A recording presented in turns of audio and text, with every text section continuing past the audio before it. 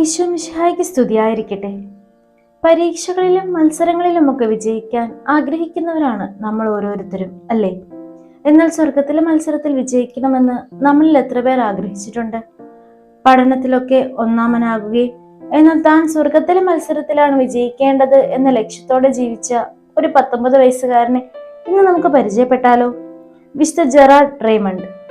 കുഞ്ഞുനാളിലെ ഈശോയോടുള്ള അതീവ സ്നേഹത്തിൽ വളർന്ന വിശുദ്ധ ജെറാഡ് തന്റെ കഴിവുകളെല്ലാം സ്വർഗം നേടിയെടുക്കാനുള്ളതാണെന്ന് വിശ്വസിച്ചു. മാത്രമല്ല, എപ്പോഴൊക്കെ പള്ളിയുടെ അടുത്തൂടെ പോയാലും പള്ളിയിൽ കയറി 1 മിനിറ്റ് ഈശോയോട് സംസാരിക്കാൻ വിശുദ്ധൻ മറന്നിരുന്നില്ല. സ്കൂൾ ജീവിതത്തിലും സെമിനാരി ജീവിതത്തിലും ഇതിന് വിശുദ്ധൻ ഒരു മുടക്കവും വരുത്തിയില്ല. അതുപോലെ തന്നെ വിശുദ്ധ ജെറാഡിന്റെ സ്പിരിച്വൽ പ്രാക്ടീസ് ആയിരുന്നു ആശയടക്കം. പാപത്തിൽ നിന്ന് അകന്നിരിക്കാൻ തന്റെ കണ്ണുകളെയും സംസാരവും ഭക്ഷണകാര്യങ്ങളെയും ഒക്കെ കൺട്രോൾ ചെയ്യാൻ വിശുദ്ധൻ ശ്രമിച്ചിരുന്നു. നമുക്കും നമ്മുടെ കഴിവുകളെ ഈ വിശുദ്ധനെ പോലെ സ്വർഗം നേടിയെടുക്കുന്നതിനായി ഉപയോഗിക്കാം.